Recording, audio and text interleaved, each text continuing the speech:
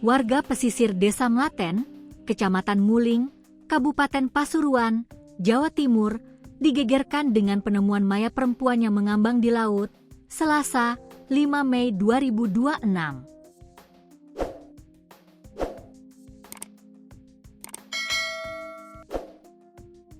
Korban ditemukan dalam posisi tengkurap dan sudah tidak bernyawa saat ditemukan, ujar PLT Kasih Humas Polres Pasuruan Kota, Aibda Junaidi, Selasa.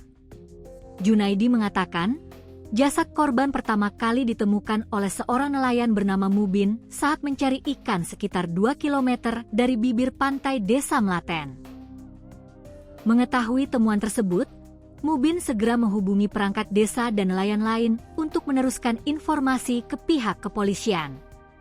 Selang beberapa menit, anggota Polsek Muling bersama nelayan menuju lokasi untuk melakukan evakuasi.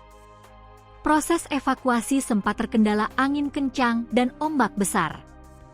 Namun, jasad korban akhirnya berhasil dibawa ke bibir pantai. Setelah dievakuasi, korban langsung dibawa ke RSUD Grati untuk dilakukan visum guna mengetahui penyebab kematian, katanya. Hingga kini, identitas korban belum diketahui. Polisi menyebut korban mengenakan kaos abu-abu kehitaman dan celana hitam. Korban juga memiliki rambut hitam kecoklatan.